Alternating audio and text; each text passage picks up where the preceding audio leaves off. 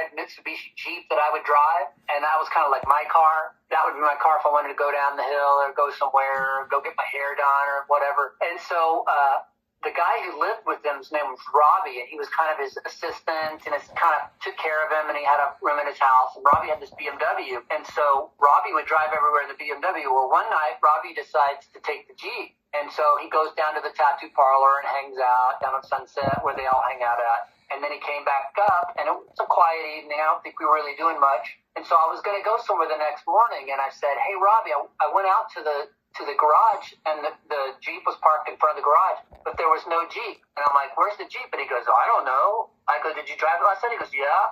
And so he came outside, and the Jeep was gone. And so we had no idea where the Jeep was. So we started walking down the hill, and Cece lived right at the top of the hill. And literally, if your car came out of park, you better have your wheels turned the right way because it was going to be bad.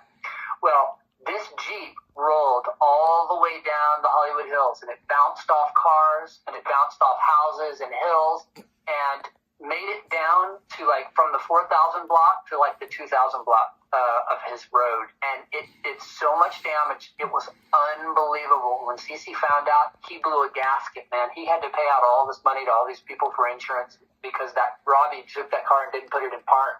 And it was, at the same time, it was hysterically funny because it was straight out of a movie. But you were just like, oh my God, this is unbelievable.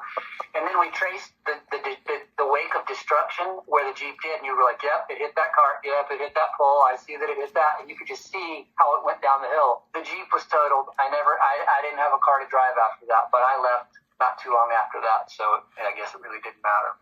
You got to realize that he's up there in the house, and it's like his neighbors are like Ice-T on one side, Burt Reynolds on the other side, Diana Ross right above him. This was just it was crazy where we lived and the people you would see out. Was there any furniture in the house? I always heard there wasn't.